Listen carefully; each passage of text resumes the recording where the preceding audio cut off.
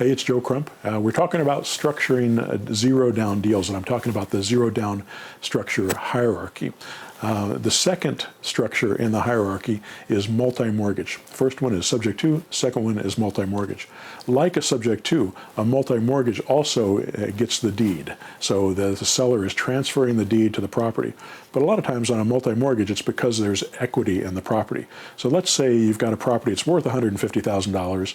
The guy says, I'll sell it to you for $140, but I don't want to sell it for $100, which is, I don't want to do it subject to with $100 because I only owe $100,000 on it, but I got that $40,000 worth of equity that I'd like to get out of it.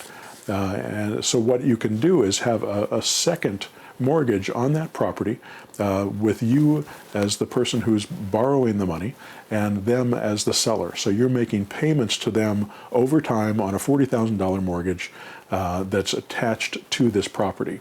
And that way they have the right to take that property back if you default on it, and they won't lose their equity.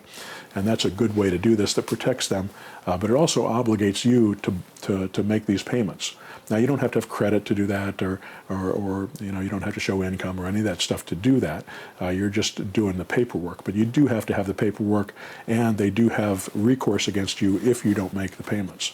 So a lot of times, though, if that situation would arise where you can't make the payments, you can probably give it back to them without too much problem, because they can go and find a realtor and sell that property and get their equity back that way, as long as you don't damage them. One of the ways to stay out of a lawsuit is try not to make people mad. Be polite and apologize if things don't go the way they're supposed to. People are much more understanding if you are kind to them. If you try to beat them up or try to rip them off, they will come after you. And that's how the people that are in lawsuits all the time are people that are difficult to get along with, and it's not necessary. So that's a multi-mortgage. It's the same as a subject to. It's transferring the deed. You're taking a second mortgage on there. You're giving them their equity out of it. Most of the time, rather than doing a multi-mortgage, I'd rather ask the seller to go and refinance that property, refinance it up to 140, and let me take over that note. That way I don't have my name on anything. He's got to refinance. He's been able to pull cash out, because a lot of times people want their cash out, and that's why they're trying to sell it with a realtor, because they want that cash. But if they pull it out with a refinance, that saves them that problem, and it'll end up making them more money in the long run, because they don't have to pay a realtor to sell the property.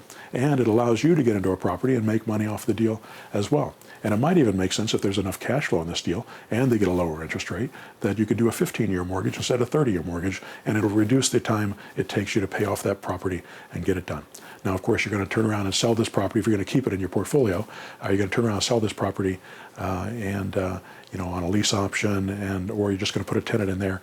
Lease options are good because they give you a chunk of money that you can put into a reserve. That way, if you have a vacancy or you have to do any repairs on that property, you can do that, and not have to come out of pocket to do that. You always want to have reserves.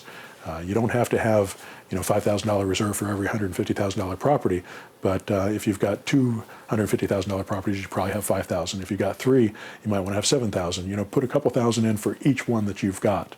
Maybe in the first one, put all $5,000 in. The second one, put a couple thousand in. Third one, put a couple thousand in, just so you have enough money in there.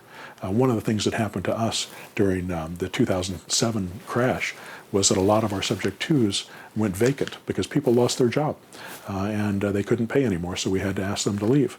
And when they left, we had to go find new tenants. So we'd have a month or 2 or 3 months, plus we'd have some repairs we'd have to do to the property, because a lot of properties were going vacant, so there was a lot more competition.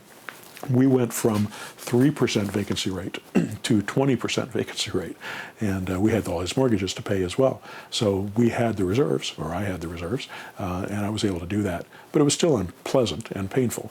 But we were able to maintain these properties and didn't have a problem, didn't lose them, didn't damage the credits of the people that we bought from.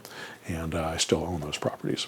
So that's how you want to do this, so that you're doing it the right way. Don't spend the money on your life that you need to keep in reserve. That's part of your business, and you need to make sure you keep I would even keep a separate account for that, just so you can be disciplined in that way.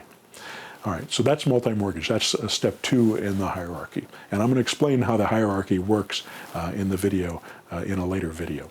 But that's number 2. Let's go on to number 3, and we're going to talk about land contracts and contracts for deed in video number 3. I'll see you then.